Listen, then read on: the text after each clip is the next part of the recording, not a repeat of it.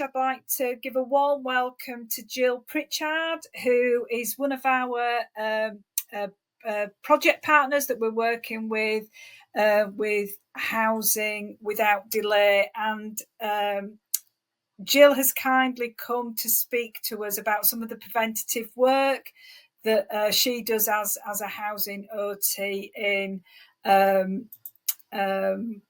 Scotland. So I'm just adding you to the stage. Welcome, Jill. It's really good to have you involved in Housing Without Delay. We're learning lots, aren't we, in terms of how, as occupational therapists in housing, we really do prevention, but prevention well before we actually see a person. And I know I've mentioned we've got people like Rachel and Jaquel on the call. We've got people like yourselves who are designing new builds even before people. And I think sometimes we don't shout about that enough, do we? I think as OTs, I think we need to do more of that, and hopefully that's what we're going to be able to do with Housing Without Delays, amplify that voice that we have and the role that we can play as occupational therapists in terms of design. So I'll leave the stage and I'll hand over to you. Thank you very much, Rachel, and thank you very much for inviting me to speak. And hello, everybody. Even though I can't see you, I know you're there, and I recognise a couple of names. So yeah, it's great to be here. So yeah, I'm Jill Pritchard. I'm a self-employed OT for about the last 11 years or so, mainly working around housing. And when people ask me what I do these days, I tend to say I'm kind of a thorn in Scottish Government's side, basically, always trying to kind of promote improvements in the delivery of adaptations and accessible housing more and inclusive housing more generally in Scotland. So yeah, very good to be here. So I'm just going to say a wee bit about I've unashamedly stolen Rachel's proactive prevention rather than just prevention phrase, and I absolutely love that. So we're going to say a wee bit about prevention, early intervention generally, a bit about the kind of some of the stuff that's going on in Scotland, and I've got some case examples to share. And I do apologise because there's meant to be a picture on the right hand side of this slide, or the left hand side, there's yours, and it was a picture of a lighthouse on a cliff, which I thought was quite apt for talking about prevention. So sorry about that. I'll move on to my next slide, which also has a lovely picture, which some of you have seen before if you've been at housing specialist section conferences. This is actually on the island of Harris, and I would very much recommend you get there if you haven't already been there. So in terms of proactive prevention and early intervention in adaptations, and I've put a wee quote from Desmond Tutu up at the top there about needing to go upstream and find out why people are falling into rivers, not just pulling them out once they're in. But I think we know why they're falling in. We can't always predict when, but we know what we need to do, just as Rachel was saying there, in terms of wider housing solutions. Occupational therapists absolutely are at the heart of getting right up, further up that pathway and preventing things from happening before they do. So I've just divided this into kind of all occupational therapists' role, and then kind of more specifically around maybe some of the roles where people are more embedded in housing and social care. But in terms of all occupational therapists, I suppose kind of echoing what Rachel said as well there at the beginning, we're talking to so many OTs around the 4 countries where housing really is at the heart, and the environment, a person's home environment, is absolutely at the heart of what we do, because it doesn't matter what setting we work with a person in. The vast majority of the people we're working with live in a home of some type, and we need to absolutely take on board how they're functioning at home and how their environment impacts on them. So it's all of our business, I think, to do that. There's a huge element of this which is around the implementation of adaptations without delay, which I'm sure most of you will be absolutely familiar with. And I cannot recommend that document more highly, not just because of what it is enabling people to do, much of which I'm sure you're already doing, but it really kind of promotes that kind of work around who else can be picking up some of the other straightforward adaptations, and thereby allowing and enabling occupational therapists to really deal with the more complex cases. But also, for me, I've always promoted it as being a vehicle for getting partners around the table in your local area, across all the different organisations that you work with and all the partners you work with, to actually implement adaptations without delay at a local level for yourselves. I think the whole aspect of reducing stigma is kind of big, actually. The older I get, the more I understand this.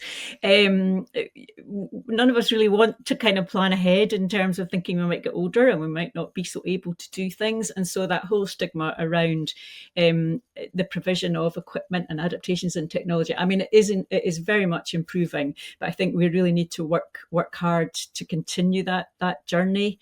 And so I think that's important. I'll come back to that. Facilitating others to commission straightforward adaptations. Well, I've already mentioned that in relation to adaptations without delay.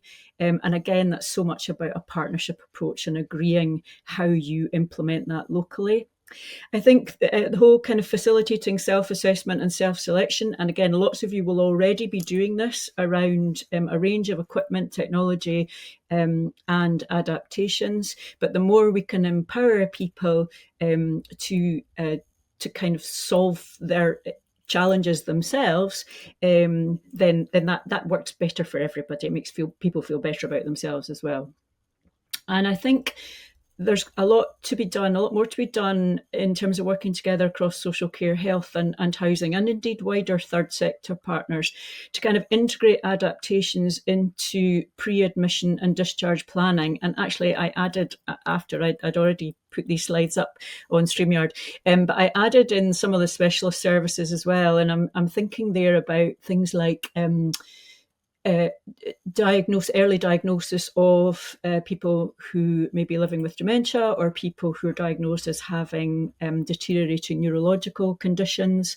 It's really important to start these conversations about where they live and how suitable that is as soon as is appropriate for that person. Because obviously as OTs, I know you're not all OTs, but I'm sure most of us in this call are very much aware that that's one of the things that's really hard, I think, sometimes to explain to other people about the work that we do, is it's very much person-centred in that regard. I mean, you can only start talking about different things at different times, depending on how ready the person is to engage with that.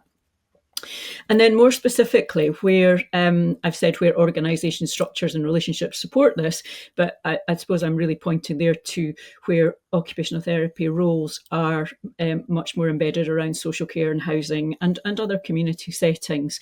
Then for us to be getting involved in the design of new housing developments, that's absolutely critical. And the more work we can do around that, the better. Or I fear that many of you on the call and lots of younger occupational therapists coming through will still be dealing with, if we keep building these kind of boxes that tend to be what people apparently want to be building in terms of making the cost stack up, then we'll still be picking up the costs for adaptations that probably will get more and more complex as well and more expensive as time goes on. So the more we can integrate a much higher level of inclusive design into new housing. And indeed, that second point there, which is about integrating inclusive design into all aspects of asset management in terms of bathroom, kitchen, electrical, lighting replacement programs, just the addition of extra task lighting, as many of us know, can make a huge impact. The whole cyclical maintenance approach, estate management, when your estate management guys in housing, either in local authorities or your housing associations, are out and about doing estate management, just making sure paths are safe and there's rails where there are steps. All these kind of things can really help. And then regeneration schemes has been a great thing for OTs to get involved in particular areas. I've got particular colleagues in Glasgow and parts of Edinburgh where they've been demolishing houses and then rebuilding, and absolutely critical to get OTs involved in ensuring that the design of those new properties are fit for purpose. And then in terms of some of the things that are going on with evidence in Scotland at the moment, I've only pulled out a few things, and that if any of you are hill walkers, that is Anchilach, one of the finest mountains in Scotland. I'm not trying to sell Scotland as a place to live and work. Well, I am really, but there's lots of lovely places in the other three countries too. So one of the big projects, and I was really minded a lot of the things that Miriam was talking about in terms of work packages and 5-year research projects, programs were familiar to me because I'm involved in the ISPA project, which is the intersectional stigma, of place-based age, disability, and place. And it's led by Professor Vicky McCall, who some of you have maybe heard talking at various conferences and maybe know about. She's a huge advocate for occupational therapists. And that's a 5-year project. We're a bit through year 3, due to finish in September 27. And that's funded by the Economic and Social Research Council. And that's if you haven't had a look at some of the things that are going on there, there's lots of different work packages, a lot of emphasis on working with people with lived experience and involving them in the research, and using peer researchers to carry out a lot of the work over the piece. And lots of information on Housing Learning Improvement Network. It's a collaboration across a number of universities across the 4 countries, so it's not just taking place in Scotland. I know that Vicky's done a lot of work down in London as well as part of ISPA. But the What Next for Adaptations, I've put a link in there to the summary for that research, which we just published earlier this year. I was involved in supporting that and a lot of the stakeholder work, and that was really for us in Scotland. We're still fighting the good fight about trying to get adaptations much higher up the Scottish Government agenda. And what we were trying to do there was, it's almost like a State of the Nation report, where we have kind of reviewed where we're at with what's going on in adaptations at the moment, in terms of working with stakeholders, but also I reviewed something like 28 documents from the last 30 years, strategies and policy and research papers, all consistently making the same recommendations for improvements, and we just have not seen the systemic approach to improvements. There's lots of good examples. Again, I'm sure you'll be aware, there's lots of examples of good practice across the countries. We're not very good at sharing them often, but we just haven't in Scotland have had that kind of systemic approach to improvements. So we're very much hoping that that's going to feed into the government's apparently impending review of adaptations, and looking for some real change there. We also recently, a few years ago, published Making Adaptations Work for Older People, and that was very much about lived experience again, and it was Age Scotland who funded that, and Stirling University did most of the work. Again, I've put the link in for that. There's some really useful information in there about, really from an older person's perspective, what would make things better. One of the things I really loved about that with the stakeholder work was a lady who lived in Inverness who couldn't understand why she couldn't just order lots of things on Amazon. Why couldn't we just have equipment on Amazon that she could access? Which, well, whatever you think about Amazon, it does make some sense. And then I've put a couple of social return on investment reports. Now, they're a wee bit old now, but nevertheless, the information in them is still completely valid. I didn't manage to upload the links to them, but I can get them to Foundation so they can add that. Some really good kind of benefits, real hard benefits information in terms of money, because I think it was Miriam that said it's often money that money makes the world go round. And just a wee quick thing before we move on, when I was going over this just before we started, we have, you may or may not know, we have an election next year in Scotland, and lots of people are producing their manifestos at the moment. And a couple of really heartening things for me. I mean, there's a real kind of movement around the whole adaptations and accessible housing agenda in Scotland at the moment.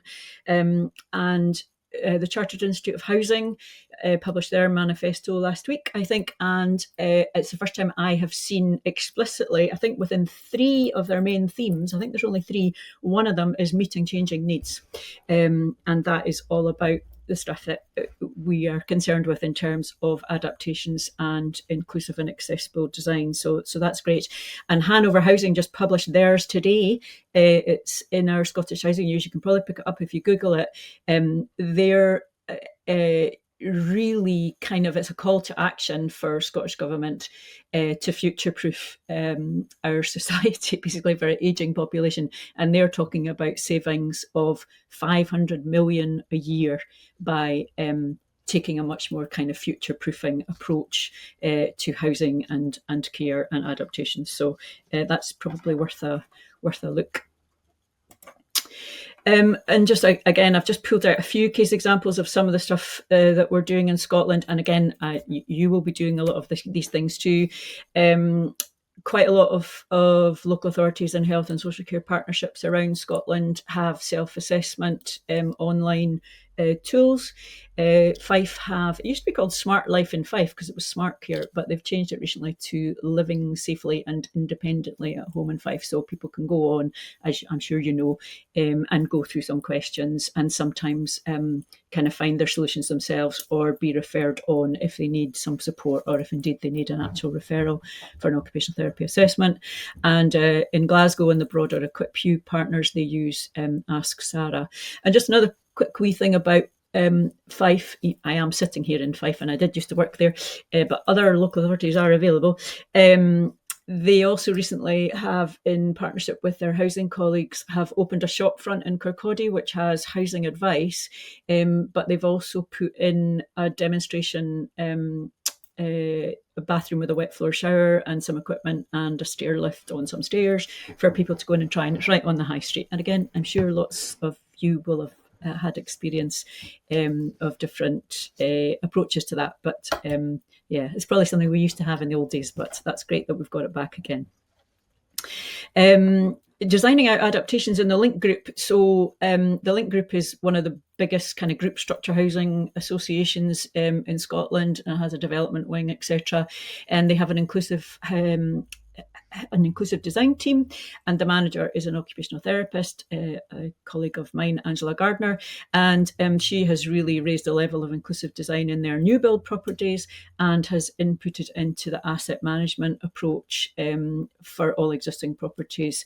And she has this phrase of designing out adaptations, which I love, which is about just the more kind of inclusive design features we can incorporate in new houses, then the fewer additional adaptations we will have to put in. And also for me as well, it's about not kind of othering other people, othering some people that need very special things. Why can't we just all have a much higher level of inclusive design? So we need fewer specialist designs of housing. We've got, so I'm chair of Horizon Housing Association, as well as being an OT, and we're taking part in the ISPA project with a pilot using Invisible Creations, some of their wee bits of equipment. And again, it's about that kind of reducing stigma and making things more acceptable for people so they're more likely to self-select them and do them earlier and put them in themselves. We've also got, and again, you'll have this, a lot of areas that have self-selection for external handrails, so they don't need to have an assessment. If they fill in a form and they fulfill certain criteria, then they just get the handrails. It's probably much cheaper than waiting and having any kind of assessment for that in terms of staff time, etc.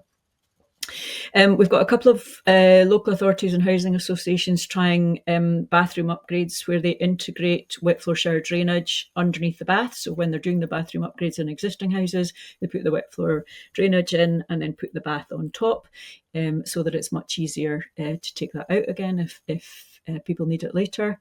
And then we've got on the iHub, and I've put a link in there, the early housing conversation work, which came out of our Adapting for Change programme a few years ago that was funded by Scottish Government through the Joint Improvement Team.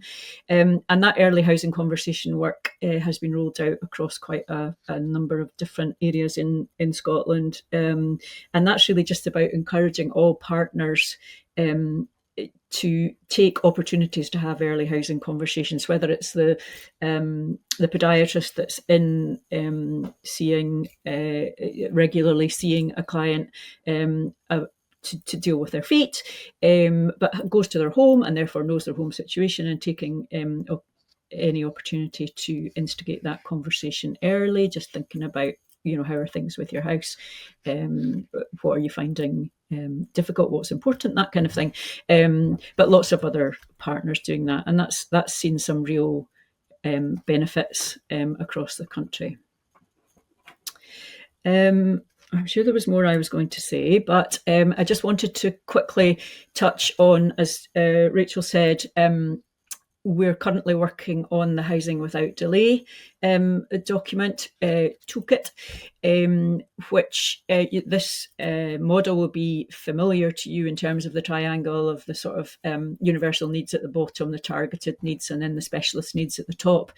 And this is something we're actively working on for the document at the moment in relation to housing without delay. But actually, I always find it's very difficult to talk about housing and inclusive design and accessible housing without then also talking about adaptations and the whole systems approach to that. So this is just trying to encapsulate some of the ways that different OTs in different situations have the kind of responsibilities they have and the kind of opportunities they have to impact on a person's housing outcome. And the bit on in the black writing on the right hand side is just that whole approach of really we've all got a role to play in having those conversations about how people are managing at home and what kinds of things might be helpful, and what kind of things could they start thinking about at an earlier stage. Excuse me. And so just thinking about, just to finish, and I apologise, some people will have seen this slide before. We put it together at Horizon many years ago with the ladies' permission. There's something about just making adaptations a bit more desirable, and some of us have talked a lot about, should we call them something else, and should we be like Australia and New Zealand and talk about home modifications? Should we talk about home improvements? Would that make them more kind of desirable or mainstream? But yeah, George Clooney did a lot for homelessness. It'd be nice to have somebody doing something similar for adaptations. And then I don't know, some of you will have seen the article about Zandra Rhodes on her Stana stairlift that she helped to kind of design in terms of the colours, etc. And our own Kate Sheehan, who I'm sure many of you know, supported her in that. So that should help. And then lastly, and again, apologies, you've probably seen this before, but I do like this slide. It's about the only joke we have, only laugh we get as OTs.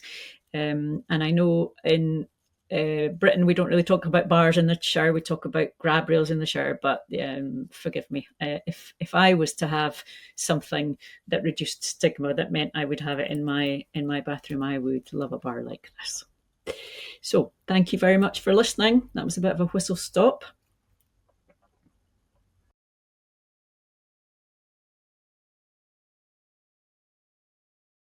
That was absolutely brilliant. A really good kind of overview of the kind of work that you're doing, the influence that you're having in Scotland. I know you mentioned housing without delay, and that conversation that we have, what is a housing OT? And I don't think there is one housing OT. I think it's about recognising that there are lots of roles that we can have with working alongside housing that supports people getting better housing at the end of the day. So kind of, working with planning, we've seen those roles there, the roles that we've got around asset management, redevelopment schemes, matching people to properties. And I think what's been nice about housing without delays is a bit like adaptations without delay. We're trying to use what OTs are already doing show the impact that we can have as OTs that have got an interest in housing. So thank you for highlighting that. Paul, have we got any questions? Just having a look. Oh yeah. I think so. This is from Julia, just around that. In terms of planning, they don't get us involved early enough. But certainly with housing without delay, we've got some examples.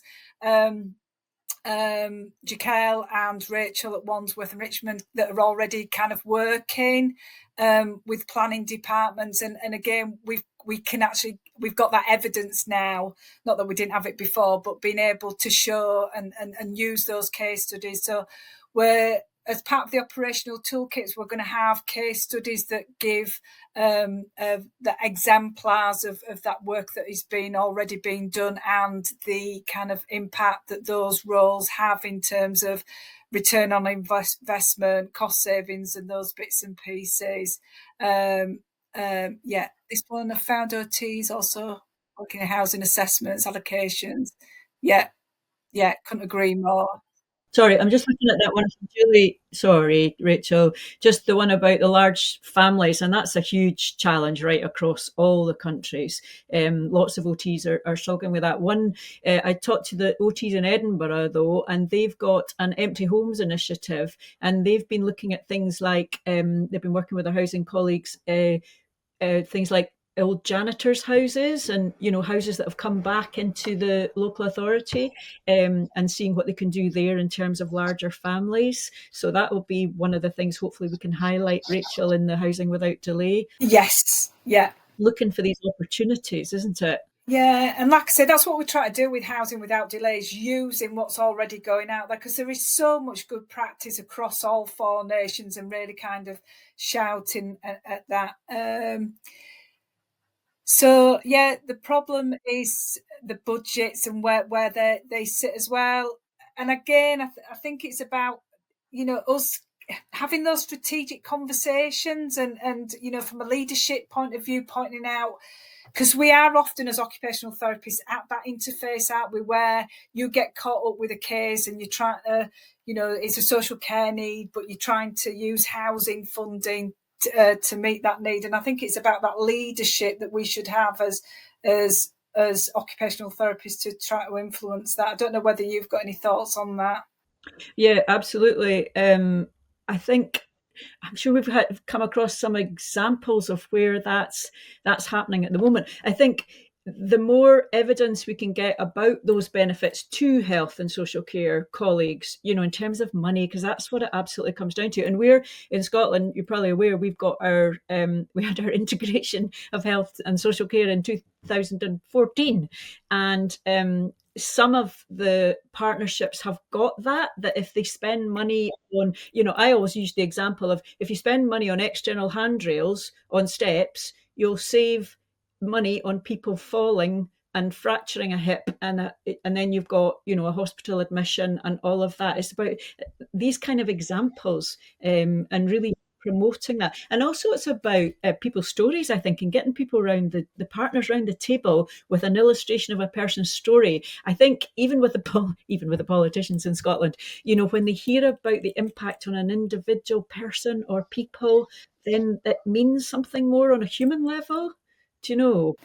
And I think it's those positive stories as well, isn't it? Because yes, we've got lots of stories where things don't work really well, but actually what we need is much more about those positive stories.